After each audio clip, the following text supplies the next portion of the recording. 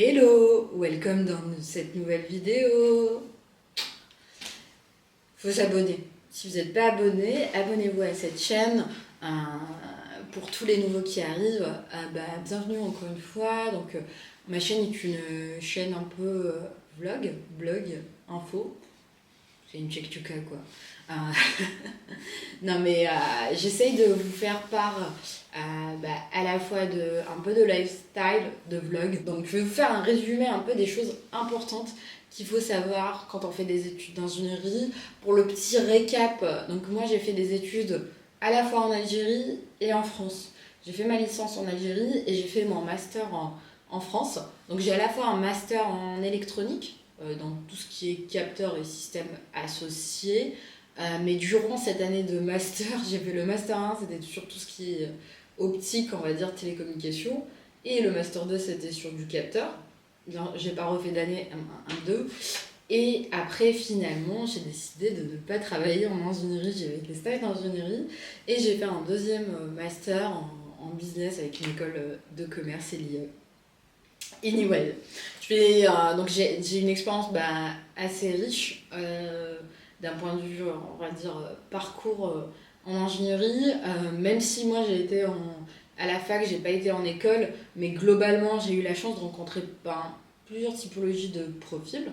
De par aussi le fait que j'ai travaillé dans l'ingénierie mais en tant que manager et commercial. Donc j'ai discuté avec plein de personnes issues d'horizons différents. J'ai recruté des ingénieurs.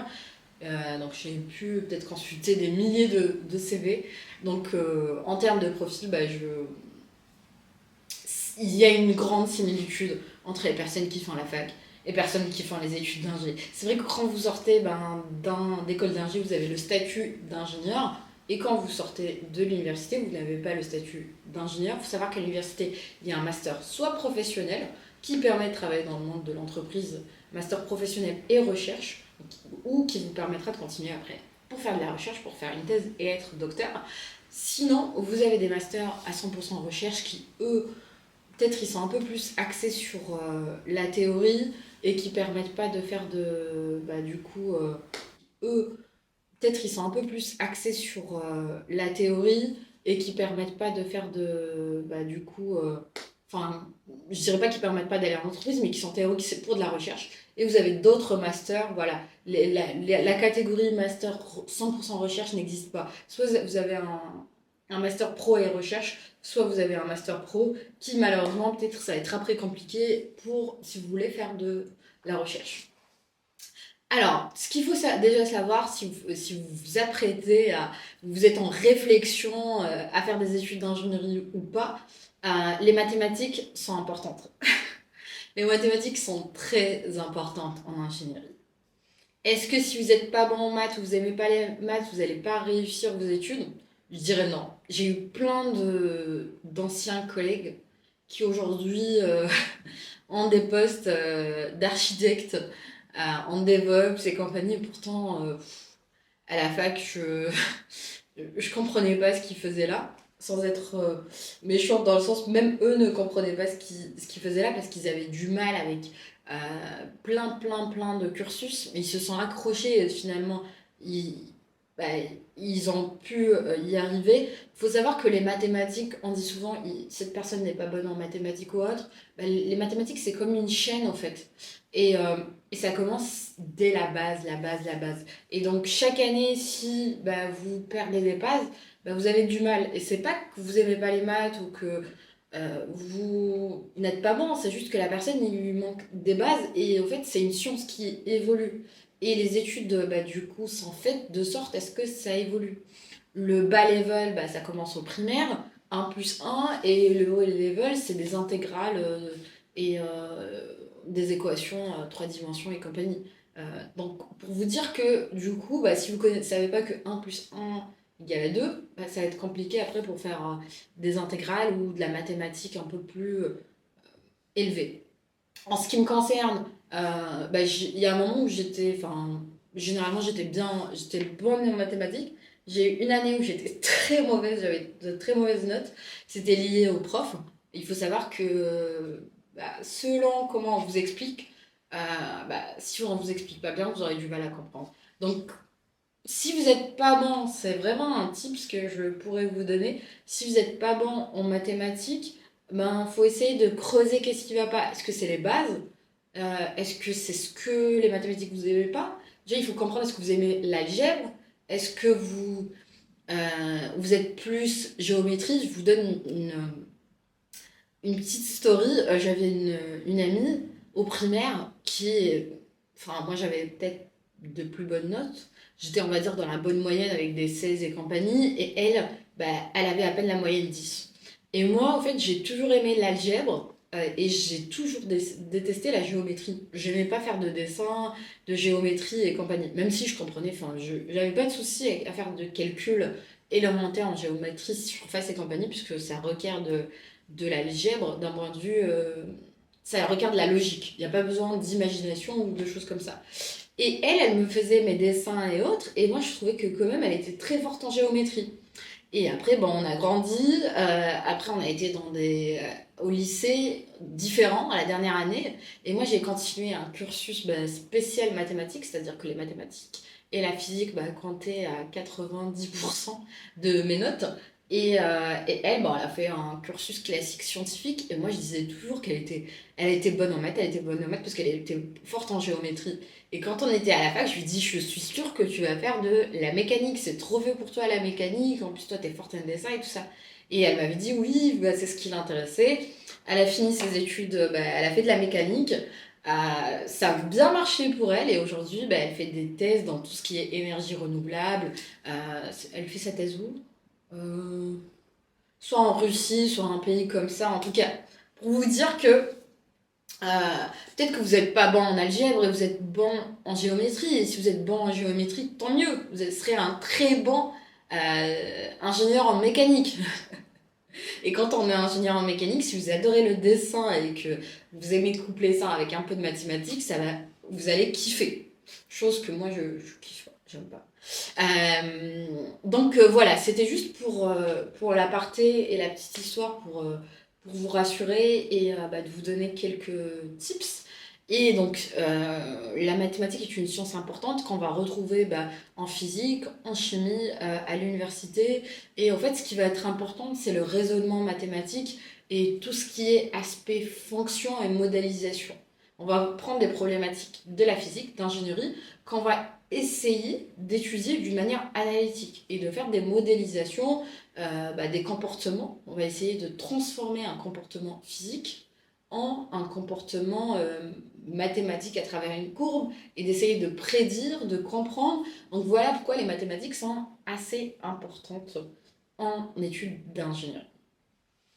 Maintenant, on a parlé de l'université, on a parlé de l'école d'ingé. Est-ce que il faut faire que. Est-ce qu'il y a que les profils qui font la fac et les écoles qui peuvent faire de l'ingé? Non. Ça dépend des pays dans lesquels vous êtes. Mais en France, il faut savoir que si vous faites, j'ai oublié comment ça s'appelle, parce que j'ai pas fait mes études de lycée ici, mais un lycée pro, et que vous faites par la suite, en tout cas, un BTS en technologie, vous serez à même à faire des études d'ingé.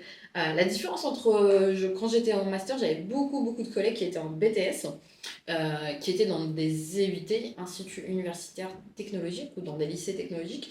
En fait, les personnes qui font le BTS, ils vont être un peu plus axés sur tout ce qui va être pratique, travaux pratiques. Et d'ailleurs, si vous décidez de faire un BTS, vous hésitez entre un BTS, la fac ou l'école d'ingé, en fait, le BTS, si vous aimez la pratique, si vous aimez tout ce qui est logiciel, si vous aimez être toucher les choses, si vous, quand vous étiez au lycée, vous aimiez les TP autres, vous allez adorer. Parce que je maîtrise pas assez la répartition, mais il y aura beaucoup de cours en travaux pratiques de projets que de parties théoriques qu'on peut l'avoir à la fac. Maintenant, si vous hésitez entre la fac et l'école, la différence entre la fac et l'école, je dirais qu'à la fac, ou à l'école, la différence entre l'université et l'ingénierie, un master va être précis. Je m'explique. Un master va être beaucoup plus spécialisé que si vous faites des écoles d'ingé. Je vais m'expliquer. Je vous donne un exemple. Donc moi j'ai fait la licence. Donc la première année était généraliste. Et dès la deuxième année, j'ai eu à choisir ma spécialité. Donc j'ai eu à choisir les télécommunications. Et donc dès la deuxième année, j'avais déjà des modules en télécommunications. Et troisième année, donc j'étais en télécom. Et en master, j'ai dû encore plus me spécialiser, choisir encore plus de spécialisation. Pourquoi le système LMD, licence, master, doctorat, est fait de la sorte? Cela permet de plus creuser sur un sujet, parce que l'ingénierie, c'est vaste. Et croyez-moi, même si je vous dis une spécialisation qui va être le capteur, c'est vaste. Et du coup, il faut des années et des années d'études pour avoir une maîtrise en ce domaine. Donc c'est pour ça que dès la deuxième année en licence, vous allez choisir votre spécialisation. Je dirais une spécialisation un peu généraliste. Télécommunication. Dans la télécommunication, c'est vaste. Il y a la télécommunication à travers les antennes, il y a la télécommunication à travers la fibre, qu'on va appeler l'optique. Euh, et même dans l'optique, c'est vaste. On va avoir l'optique géométrique, qui est la fibre. On va avoir l'optique ondulatoire, qui va être le comportement des ondes. Euh, Qu'est-ce qu'on va aussi avoir? On va avoir tous les systèmes de communication. Donc voilà, c'est hyper vaste et donc c'est pour ça que si vous savez ce que vous voulez, par exemple, mon amie qui, elle, voulait faire des énergies renouvelables et a toujours eu de l'attrait au dessin et à la mécanique, vous faites la fac, ça va être plus intéressant pour vous parce que vous allez pouvoir plus vous spécialiser et en fait être focus sur les modules qui vous intéressent. Maintenant, si vous savez pas trop quel domaine vous intéresse et que vous avez quand même envie d'avoir une école d'ingé, que vous avez envie d'intégrer, on intègre aussi les écoles pour leur prestige, hein. Moi, j'avais pas forcément cette opportunité-là et je dirais tant mieux parce qu'en Algérie, il y avait que Polytech qui n'avait pas forcément les meilleurs professeurs, contrairement à mon université, qui est l'université la plus ancienne université d'Algérie, donc qui avait les meilleurs professeurs. Et donc j'ai pu avoir un meilleur niveau d'études, d'enseignement qu'à l'école. Anyway, mais voilà, ça dépend de ce que vous souhaitez faire.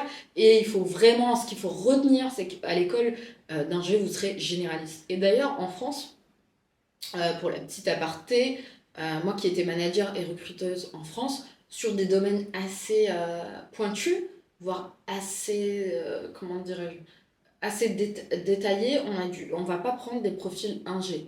Souvent, les profils ingé, ça va être compliqué de les recruter dans les télécommunications, ça va être compliqué de les prendre en optique, ça va être compliqué de les prendre, je sais pas, donc, sauf si ils ont fait un stage en ce sens. Pourquoi? Parce qu'en fait, ils vont toucher un peu à tout. Et quand c'est des domaines assez pointus, en fait, on attend vraiment que la personne ait fait plusieurs projets, stages et maîtrise assez bien le domaine. Anyway. Après, l'avantage aussi des études d'ingé, c'est la possibilité par la suite de faire du commerce, parce qu'il n'y a pas que des études d'ingénierie, il y a aussi, je sais qu'il y a beaucoup d'écoles d'ingé qui proposent aussi des cours en business ou en économie en dehors de l'ingé. Donc voilà, à vous de faire votre choix et de bien réfléchir surtout à ce que vous souhaitez faire dans l'avenir.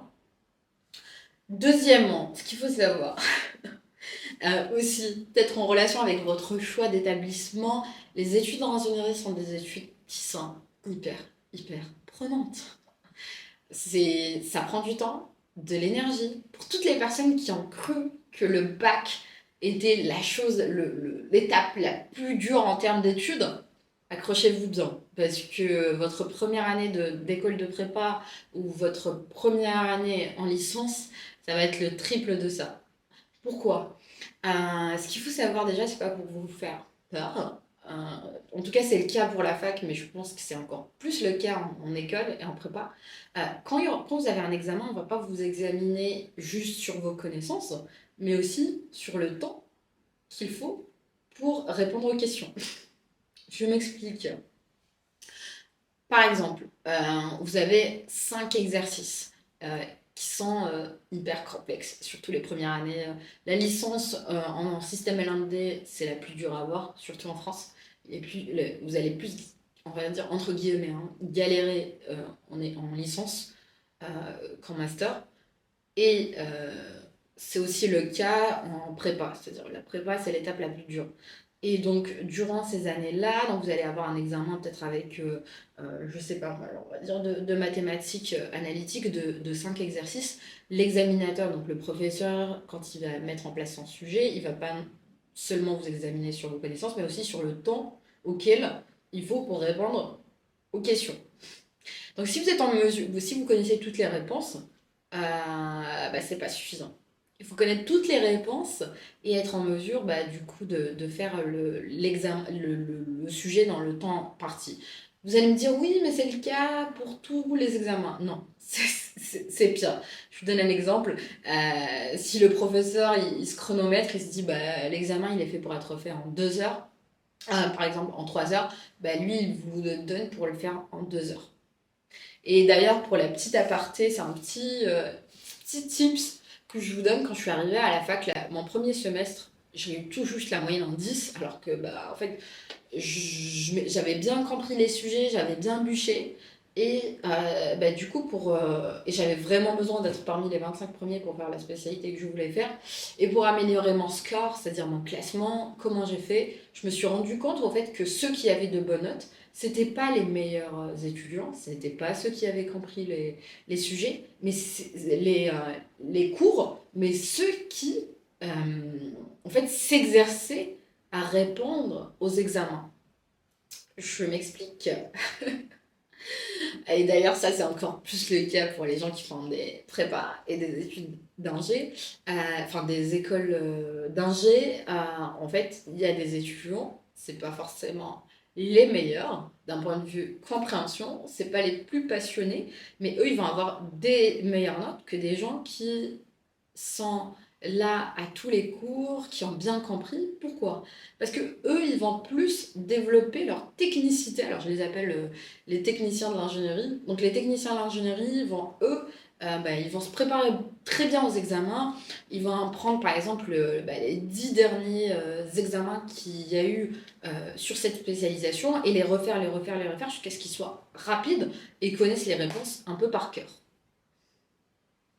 Et donc, bah, eux vont avoir plus bah, de meilleures notes qu'une personne qui a compris, mais qui va prendre du temps à réfléchir et qui s'y attendait pas à avoir ce sujet-là. Donc, c'est hyper important, bah, du coup, non seulement bah, de bien comprendre, mais aussi bah, de travailler sa productivité à répondre aux questions, son efficience, et surtout bah, de travailler, de trouver les moyens bah, de trouver des sujets qui ont déjà été abordés, de, de bien travailler le côté examen, de se chronométrer, voilà.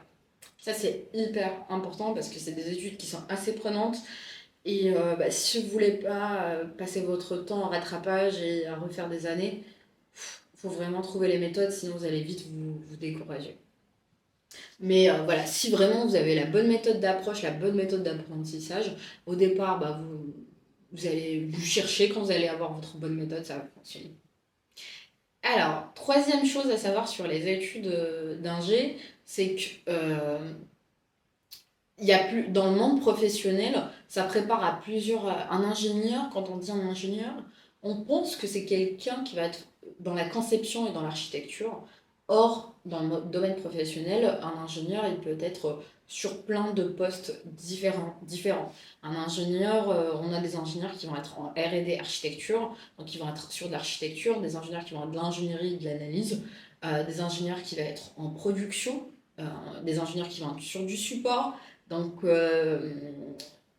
il faut vraiment, ça c'est important aussi, à travers les stages et les projets que vous allez faire, il faut comprendre quel est votre profil. Est-ce que vous êtes un profil qui adore faire des études, qui a un très fort sens de l'analyse, de la pratique, ou vous êtes plus dans la technique et donc dans le support, dans la prod? Ça c'est hyper important de se connaître et d'apprendre à se connaître à travers les sujets et les projets et d'analyser ses compétences. Dès les études, il faut essayer de détecter quelles sont vos compétences.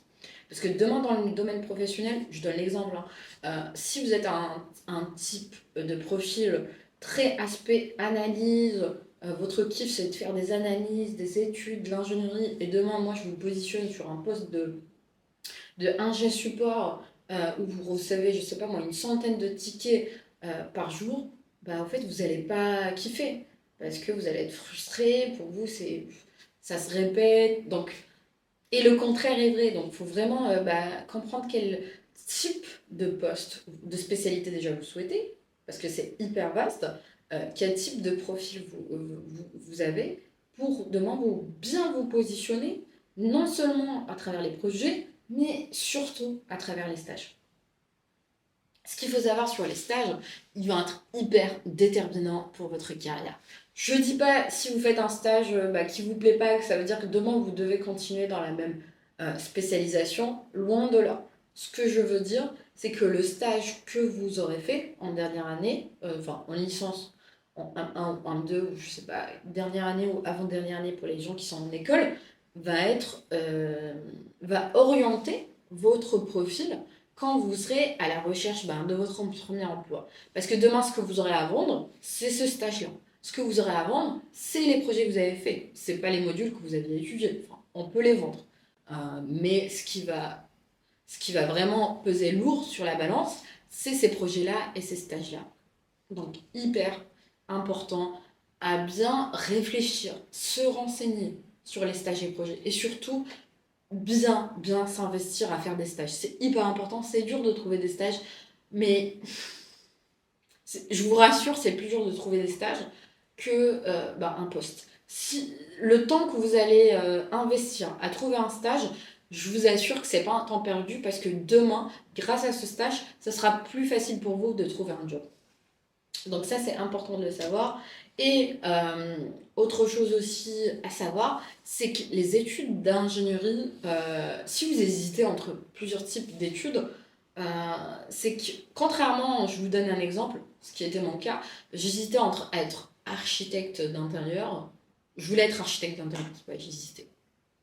Juste qu'avec mes dessins, architecte d'intérieur en Algérie, à Alger, c'était les beaux-arts. Avec mes dessins, je me rappelle, ma prof de dessin me dirait je ne passerai même pas la porte des beaux-arts, et c'est vrai. Et donc, je n'ai pas voulu faire d'architecture d'intérieur. J'aurais pu faire de l'architecture classique, mais encore une fois, la mécanique, le civil, le génie civil, j'aimais pas trop. Et j'étais plus à l'aise avec la physique, l'électricité, la chimie. Donc, c'est comme ça que je voulais faire des études en électronique et tout ça. Donc, anyway. Mais si j'avais fait des études, on prend l'exemple, si j'avais fait des études d'architecte, demain, euh, mes seules possibilités, on va dire, si j'aurais fait des études d'architecture, auraient été dans le domaine, soit d'être architecte, soit peut-être d'être ingénieur en génie civil, ou je sais pas moi, opérationnel. Je sais pas quel poste en génie civil, mais j'aurais pas pu prétendre à d'autres typologies de postes. Contrairement aux études, ça c'est l'avantage des études d'ingénierie, que ce soit à la fac ou en école, ça vous ouvre plein de portes. Je vous disais que le stage va vous orienter, le poste que vous allez avoir va beaucoup aider. Néanmoins, les portes restent ouvertes. Quand on fait des études d'ingénierie, on peut être chef de projet, on peut être commercial, ce qui est mon cas. Tout dépend un peu. En école d'ingé, c'est plus facile d'être directement commercial ou peut-être de rajouter un master en dernière année pour être commercial. On peut être chef de projet, on peut être manager, on peut être consultant, on peut être directeur de projet, on peut être directeur technique, responsable technique. Voilà, ça ouvre la fenêtre à plein de postes. En gros, si vous savez pas quoi faire, si vous hésitez, dites-vous que l'avantage des études d'ingé, c'est que ça va vous ouvrir plein de portes et ça sera pas un domaine aussi resserré que ça. Donc voilà, et après, la question qui se pose aujourd'hui, peut-être, c'est quelle est la différence entre un développeur et un ingénieur? Est-ce que si je suis ingénieur, je peux être développeur?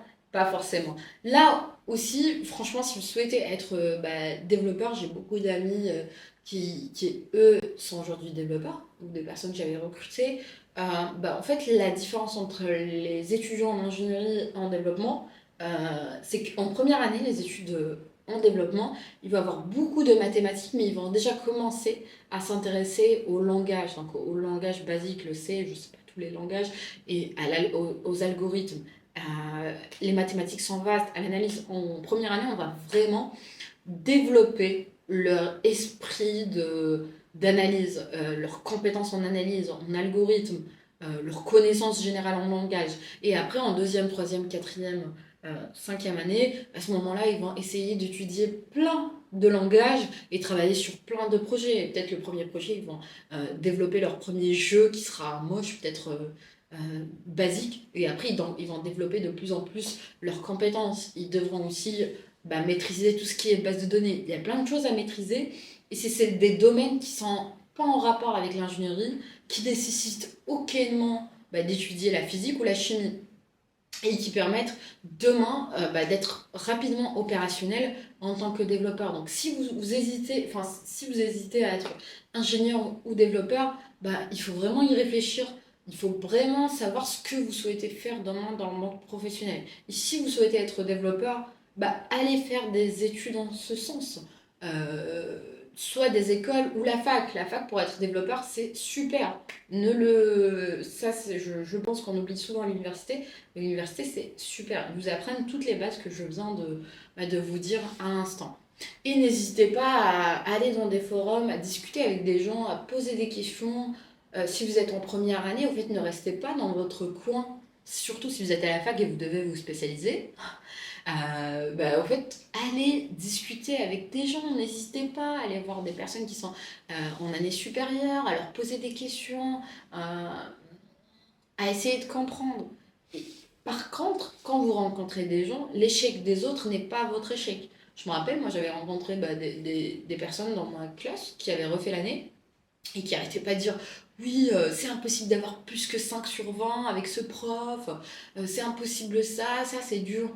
En fait, quand vous rencontrez les gens, il faut prendre le côté positif des informations factuelles. Maintenant, tout ce qui est information subjective, ça c'est faux. Les gens qui vont vous dire c'est dur d'avoir l'année, ce module il est dur à avoir, fake, fake, fake, fake. On me l'a dit plusieurs fois et je l'ai eu. Fake, fake. Positivez et votre propre méthode et surtout il faut savoir s'orienter, il faut savoir s'écouter et savoir pourquoi on fait les choses. Ça c'est important. Ça permet de tracer votre chemin. Et n'oubliez pas, en fait, vous n'êtes pas là pour faire des études pour faire des études. Vous êtes là pour faire des études pour faire une spécialisation donnée. Vous allez me dire, oui, mais toi, tu as fait des études et tu as fini commercial. Oui, mais moi, à la base, si j'avais fait des études en électronique, c'est-à-dire quand je suis rentrée en première année, pour moi, dans ma tête, c'était clair. Après, on change à travers le temps. Pour ma tête, je suis en première année et je veux travailler en tout ce qui est télécommunication ou en tout ce qui va être instrumentation pour travailler dans des compagnies pétrolières au Sahara. Dans ma tête, c'était ça, c'était clair. Et c'est pour ça qu'en première année, avoir cet objectif-là m'a aidé à bien classer, à avoir les spécialités que je voulais. Après, j'ai changé parce que la difficulté peut-être, et quand on fait des études, quand on est en licence, c'est qu'on ne fait pas forcément de stage. Moi, j'ai pas eu l'opportunité de faire un stage en licence, et du coup, j'arrivais pas forcément à imaginer le monde professionnel. C'est à travers le master, en faisant des stages, que j'ai eu l'opportunité de tester le monde professionnel de l'ingénierie et de comprendre que ça m'ennuyait et que c'est pas ce que je voulais. J'étais plus euh, communicante, j'aimais plus des aspects un peu plus challengeants comme le business et c'est pour ça que j'ai changé de spécialité. Mais voilà, même si au final vous vous rendez compte que ça ne vous plaît pas, il y a toujours moyen de changer. Mais il faut garder vos objectifs en tête. J'espère que vous avez apprécié cette vidéo. Si vous avez des questions, n'hésitez pas à me les poser. Bon courage si vous êtes prêté à passer des examens, le bac ou une prépa. Et surtout, kiffer. Parce que c'est important d'avoir le kiff, en fait. Ce qui est important, euh, on dit souvent, ce qui est important, c'est pas la destination, mais le voyage. Ça, c'est hyper important. Le voyage est hyper important. Parce que si vous appréciez pas le voyage, à la fin, vous aurez envie de vomir. Vous allez tomber malade et peut-être faire un burn-out, je sais pas. Mais c'est important d'apprécier le voyage. Il faut savoir quel voyage vous souhaitez faire. Peut-être que ça va vous aider à faire des études universitaires. Et je veux pas le dire, mais aujourd'hui, pour réussir dans la vie, on n'est pas obligé de faire des études universitaires. Donc si vous ne vous forcez pas à faire des études universitaires, il y a d'autres moyens d'acquérir des compétences, un métier en dehors des études universitaires ou des écoles. Peut-être que vous êtes fait pour faire comment dire, un cursus un peu plus short de 6 mois, 1 mois. Anyway, l'essentiel c'est que vous soyez heureux et que vous appréciez le chemin que vous allez prendre. Le trajet est important. Rappelez-vous de ça. Ok? Bon, abonnez-vous. Il y aura d'autres vidéos qui vont arriver et n'hésitez pas à me faire un pouce en haut si vous appréciez. Bon, allez. Ciao, ciao!